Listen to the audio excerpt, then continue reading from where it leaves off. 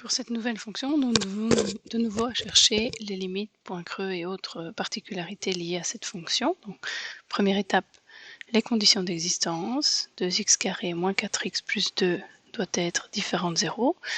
On a un polynôme du deuxième degré, ça se résout donc à l'aide de delta. B carré moins 4ac, ce qui fait moins 4 au carré, moins 4 fois 2 fois 2, ce qui fait 16. Moins 16, ça fait un delta de 0. Si delta égale 0, il y a une seule racine, qui est moins b, plus ou moins finalement racine de 0, mais ça fait 0, moins b sur 2a. Moins b sur 2a, dans notre cas, ça fait moins 4 sur 2 fois 2. Ça fait 4 sur 4, soit une racine en 1. On peut vérifier facilement que 2 fois 1 moins 4 plus 2, ça fait bien 0.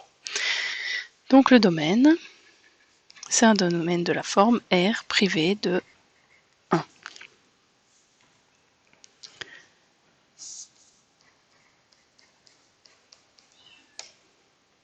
Donc le domaine, si je le mets sur une ligne de réel, il va avoir cet aspect-ci. 1 est un point qui n'appartient pas au domaine, mais je peux dire que comme je peux m'en rapprocher comme je veux, 1 colle au domaine et donc il appartient à l'adhérence du domaine. Si 1 appartient à l'adhérence du domaine, il est évident que je peux calculer la limite pour x tendant vers 1 de ma fonction f de x. Et donc la deuxième étape consiste à remplacer x par 1, ce qui fait 1 moins 1 sur 2 fois 1 au carré moins 4 fois 1 plus 2, ce qui donne 0 sur 0. Et comme on l'a vu précédemment, c'est une forme indéterminée qu'on lève à l'aide de la factorisation. Si on s'occupe du numérateur, x moins 1, il n'y a pas moyen de le factoriser plus puisque c'est un polynôme du premier degré où il n'y a rien à mettre en évidence. Notre dénominateur, par contre, 2x carré moins 4x plus 2, c'est un polynôme du deuxième degré. On a vu tout à l'heure que ses racines, pas son unique racine, mais qui est en réalité une racine double, c'est 1. Donc, ceci va se factoriser, on l'a vu dans l'exercice précédent, en 2 fois x moins la première racine fois x moins la deuxième racine. Donc le 2, je le recopie. La première racine, c'est 1. Mais en réalité, la deuxième racine, elle est égale à la première. Donc on a 2 fois x moins 1 fois x moins 1. Si vous n'en êtes pas convaincu, vous pouvez tout à fait faire la double distribution. Et donc vous avez 2 fois x carré moins x plus 1, soit 2 fois x carré moins 2x plus 1. Et si vous distribuez encore le 2, vous avez 2x carré moins 4x plus 2.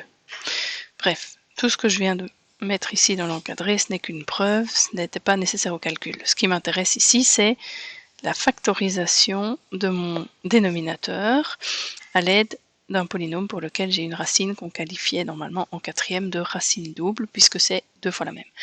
Ça vous arrivait sûrement d'écrire aussi 2 fois x moins 1 au carré. Bien, si on en revient à notre calcul de limite, la limite pour x tendant vers 1, c'est donc, cette fois-ci, la limite pour x tendant vers 1 de, au numérateur x moins 1, puisqu'on ne sait pas factoriser plus, sur 2 fois x moins 1 fois x moins 1 au dénominateur. Je simplifie les x moins 1. Au numérateur, il ne reste pas rien, il reste 1. Donc en réalité, c'est la limite pour x tendant vers 1 de 1 sur 2 fois x moins 1. Et si je remplace, puisque j'ai fini de simplifier x par 1, j'arrive à 1 sur 2 fois 1 moins 1, soit 1 sur 2 fois 0 ou 1 sur 0. Le problème ici, c'est qu'on retombe en réalité sur un cas de figure qu'on a étudié précédemment, le cas 1 réel divisé par 0. C'est le cas qu'on a appelé aussi la limite de l'inverse s'annule.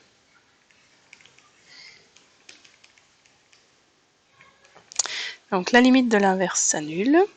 Il faut réaliser le tableau de signes du dénominateur. Alors, je ne vais pas refaire le tableau de signes du dénominateur de départ, puisqu'on a vu qu'on pouvait simplifier en 1 sur 2 fois x moins 1. Donc, je vais faire le tableau de signes de 2 fois x moins 1. C'est la même chose que 2x moins 2. 2x moins 2, c'est du premier degré. avec un coefficient de x qui est positif, donc qui est croissant. En réalité, je vais avoir une droite croissante avec une racine, on l'a vu puisqu'on l'a calculé, qui en 1 s'annule, donc avec une racine en 1. Donc notre tableau de signes va ressembler à ceci. 1 pour la racine, 2x moins 2. Je sais qu'en 1 ça s'annule, puisque c'est par définition la définition de la racine. Si c'est quelque chose de croissant, ça va du négatif vers le positif. Et donc, je sais que 1 sur 0, ça va donner de l'infini. Ça, c'est une certitude. Maintenant, est-ce que ce sera de l'infini positif ou négatif? On va voir quand on s'approche de 1 par la gauche, ou si on s'approche de 1 par la droite. Donc, je différencie ma limite en la limite pour x tendant vers 1 moins, et la limite pour x tendant vers 1 plus. Je sais qu'au numérateur, on va avoir 1.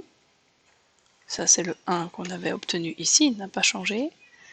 Ce qui va être un tout petit peu différent, c'est le 0. Le 0, je sais que quand je vais arriver par la gauche, en réalité, on va s'approcher de 0 par valeur négative, alors que quand je vais arriver en 0 par la droite, je vais m'approcher de 0 par valeur positive.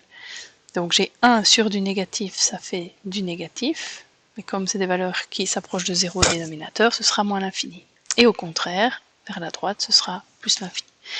Comme la limite en 1 moins et la limite en 1 plus me donnent des résultats différents, j'en conclus que la limite, quand x tend vers 1 de ma fonction f de x de nos départs, que je ne recopie pas forcément, eh bien, n'existe pas. Elle n'existe pas, mais par la gauche et par la droite, les images ont un comportement asymptotique. Il existe une asymptote verticale qui a pour équation x égale 1, justement l'endroit pour lequel on calculait notre limite.